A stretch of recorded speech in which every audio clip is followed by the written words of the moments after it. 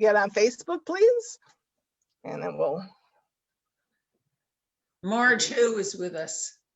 Yeah, I think that maybe if we've got, and if I hit return, we've got, even though if somebody else pops in, I'll do that again.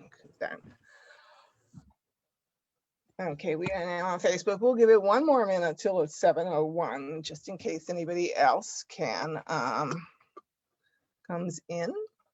There we are. Okay, wow. And it's now 7:01, so we will get started. Welcome, everyone. This is the week before Purim. So, of course, we should all be getting prepared for Purim.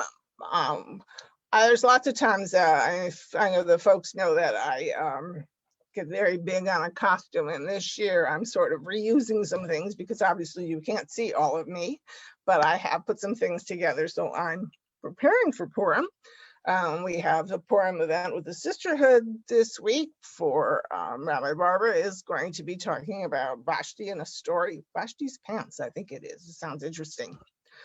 But like I said, for us, Purim is a time where we think about fun. It's a lot of joy, just mess around and have a really good time.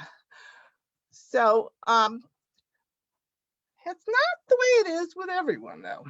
So I can't think of a more appropriate place for us to go to talk about Purim than to Chelm. Now, some of you be familiar with the tales of Chelm. I even actually reviewed a book for the Reporter about someone going back and talking about these wise, not so wise people, and they actually went back and connected them all the way through German tales that there were the connection. But so they sort of do everything a little bit differently than the rest of the Jewish community in Chelm. So for us, Purim is fun. We have games, we dress up, we laugh, we make noise, we have groggers. Not so in Chelm. You see, for them, Purim is actually a very, very serious matter, because they notice that a lot of other people who visit their cities kind of laugh when the Chelmites tell them about something. So they have figured that it's joy and laughter is actually a very serious thing. So while the rest of the world and the rest of the Hebrew schools the kids are having fun, they're making masks, costumes, having parties, and being told no homework tonight because it's a holiday. The week before Purim in Chelm, for those school children, it's a very, very serious thing. It's the toughest, most rigorous part of the whole school year. There's exams, there's late night study sessions, and the older children have a special project, which was why it was midnight a few days before Purim, and Danny was still awake at midnight beside his little brother, Max. Danny, tell me again, said Max. Hamantashen, what are they named after again? Oh, that's Queen Esther's pet dog, said Danny.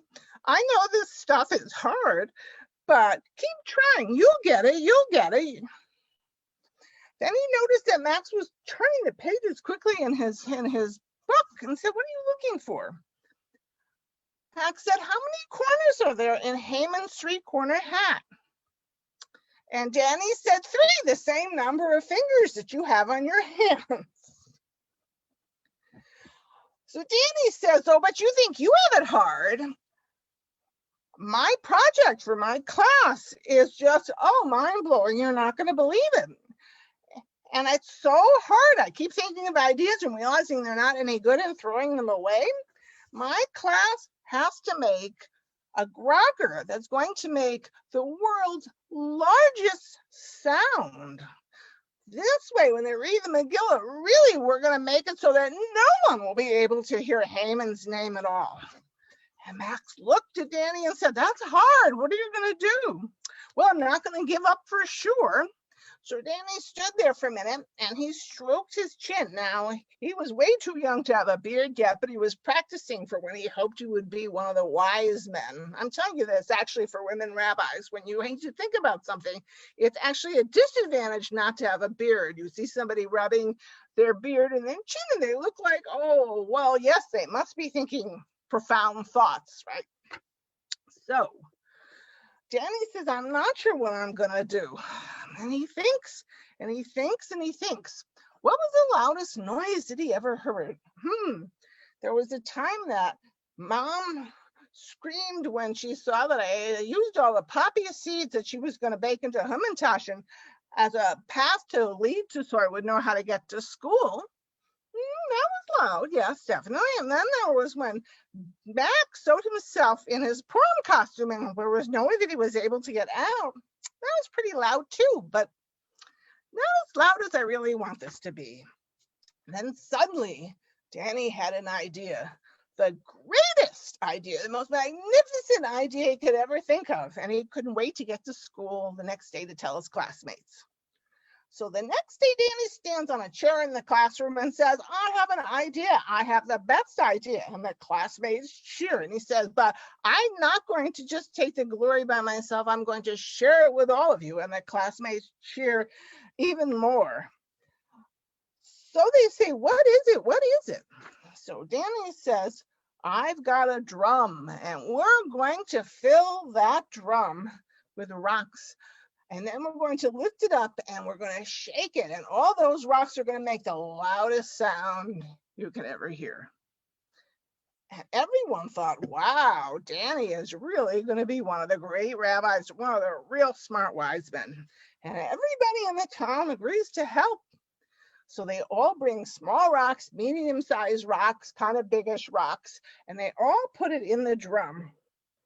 So that Danny figures when he picks it up, he'll shake it, and it will be such an ear-splitting sound that it'll be like nothing anyone has ever heard from a grogger. So as the sun was starting to set before Purim, Danny decided he needed to take the drum from the classroom and bring it to the synagogue. So he tries to lift it up. Okay, you've got a big drum filled with rocks. And he's struggling and it won't move. And he's turning kind of red in the face, trying to lift it. And his classmates come and they all try to help him lift it. And nobody can move this big drum filled with rocks. We're not talking about like a little drum. We're talking about a great, great big drum. So Danny, rubbing his chin, and walked around the drum a few times, trying to figure out what exactly he could possibly do with that. Then he thought, wait a minute, do you remember the lesson the teacher taught us last week? And the class is saying, what? He said, remember the riddle from math class? What weighs more, a pound of rocks or a pound of feathers? And the children look back at him with blank faces. We don't know, we don't remember. He says, a pound of rocks and a pound of feathers weigh exactly the same. So let's take the rocks out and let's put feathers in.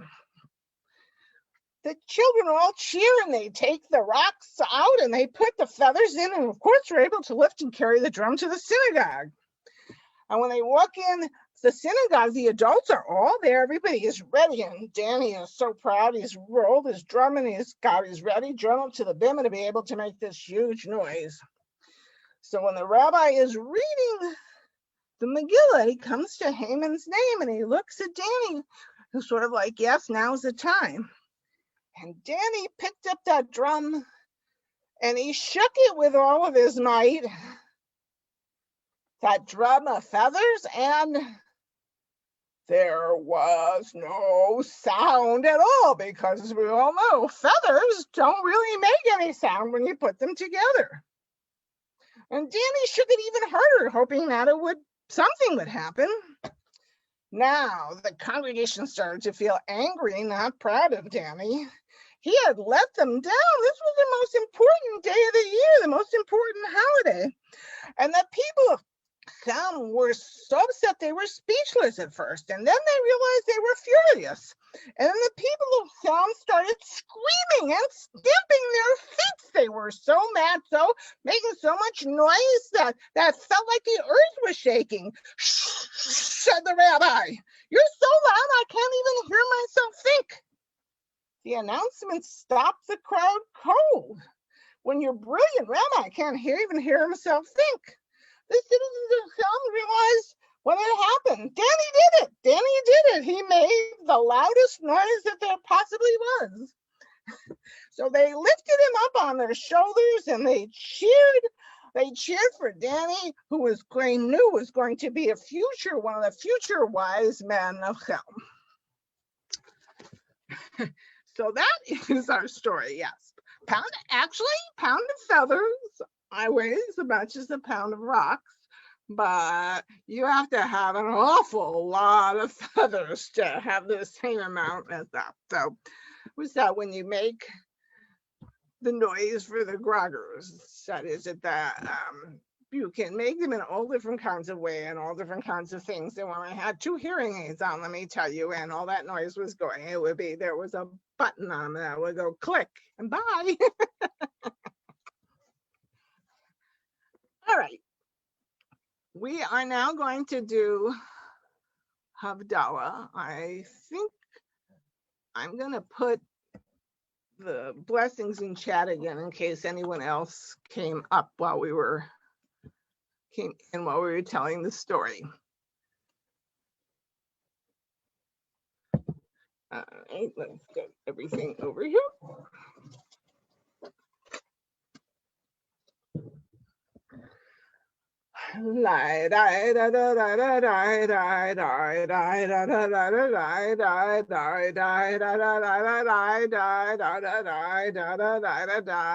Baruch atah Adonai Eloheinu melech haolam borei peri hagafen borei peri hagafen.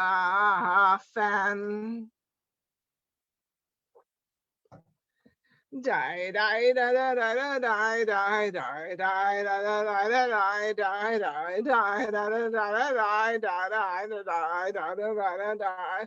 Baruch atah Adonai Eloheinu melech haolam borei minei v'samim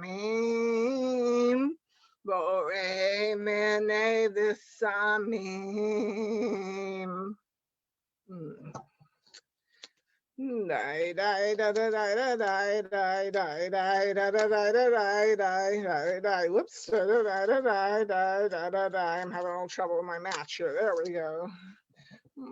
Baruch atah Adonai Eloheinu melech haolam borei me'orei ha'esh borei me'orei ha'esh.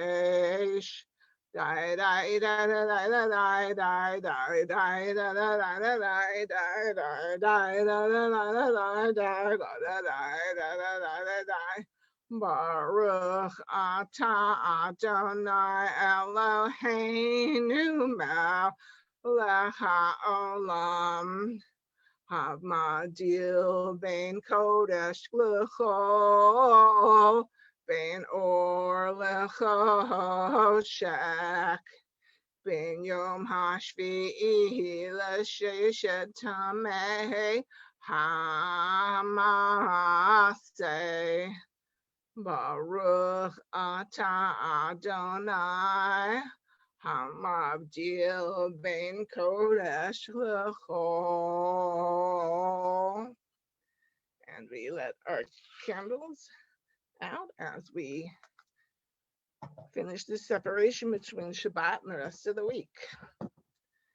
Eliyahu Hanavi, Eliyahu Hatishvi, Eliyahu, Eliyahu, Eliyahu Hagiladi, Bimhera v'amenu, Ya'avo aleinu, Mashiach ben David, Mashiach ben David. I invite you to take your mute off and drown me out with Shavua Tov. Shavua Tov, Shavua Tov, Shavua Tov, Shavua Tov, Shavua Tov, Shavua Tov, Shavua Tov, Shavua Tov. A good week, a week of peace, gladness, rain, and joy increase. A good week, a week of peace, gladness, rain, and joy increase. So Shavua Tov, everyone. We Shavua have, Tov. as mentioned, as we were saying, this week coming up is Purim. So Sisterhood has something on Tuesday. There's going to be a Purim spiel, I believe, with members of Temple Concord and Temple Israel that is taking place on Thursday night. There's also a lot of other things if you look for the web and things that people are going on with different kind of celebrations and stuff. So it's a lot of fun, different things to do. And before we get off Facebook, just a reminder that we will be here the same time next week. So Evan, if you could take us off Facebook now.